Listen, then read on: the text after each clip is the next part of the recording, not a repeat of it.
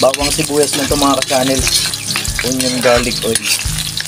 Kapag ganito na ang kulay ng bawang at saka sibuyas, okay na ito. 1 cup na cornstarch, tubig, 2 cups na tubig. Haluin lang natin yan. 1 tablespoon asukal, rock salt. Haluin lang natin. Tunawin lang natin yung asukal at saka asin. Ilalagay natin yung tinunaw natin na pork cubes sa mainit na tubig. Ilalagay natin itong 1 kilong ground pork natin. Ilalagay natin itong bawang, sibuyas at saka carrots na tinadtad lang natin ng ganyan. Maglalagay tayo ng 1 cup all-purpose flour, harina. Lalagyan natin ng onion garlic oil. Ililipat natin mga ka-channel, hindi natin mahalo. Yan, yung malaki to, okay to.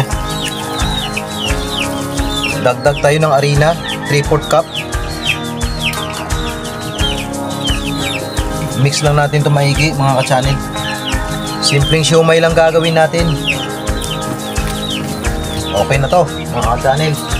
Lilipat na natin ito dito sa lagayan. Freezer lang natin to para maganda balutin natin mamaya. Gagawa tayo ng chili oil at sweetie seeds para magkaroon siya ng kulay. Kulay na siya mga ka-channel. Lagay na natin itong sili at saka bawang.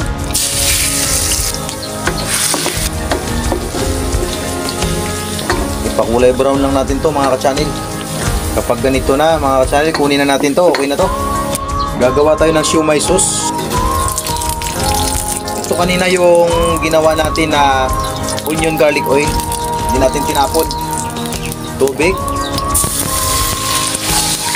Tubig mga ka-channel. Maglagay tayo ng toyo. Mga 1/2 cup. Maglagay tayo ng asukal mga ka-channel.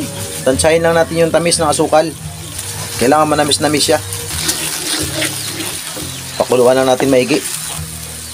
Pakuluan lang natin to mga 10 minutes mga ka-channel. Kasamahin ng apoy lang. Ito na yung siomay natin. Ito na yung meat ng siomay natin kanina mga ka-channel. Bali pinreser ko siya para tumigas ng ganito. Ganito. Babalutin na natin to mga ka-channel. Pork siomay dumplings natin. Ito yung kanina tinimplahan ko. Nilagay ko lang sa freezer para tumigas siya ng ganyan para mabilis natin balutin. Ganyan ang pagbalot. Maglalagay na tayo ng tubig dito sa gilid para dumikit. Ayan. Lagyan ulit ng tubig.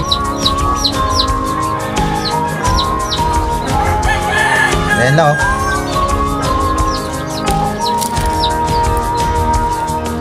Lagyan ng tubig gilid. Ayan lang. Ayan lang oh. Meron din tayo square na wrapper mga ka-channel oh. Pwede natin yung ganyan oh.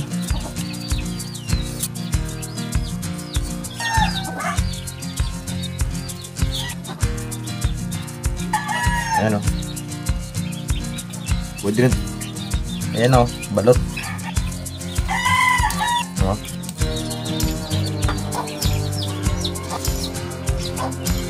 Simple lang oh. Sasalang na natin to mga ka-channel. Ubusin na natin salang to mga ka-channel. Ayan na paglagay. Kailangan may agwat para hindi magdikit-dikit.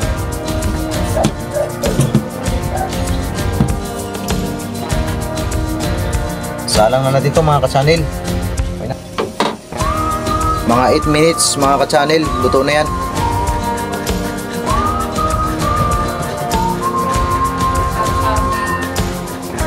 Ano? Ah, grabe. Ito na yung siomay natin kanina niluto.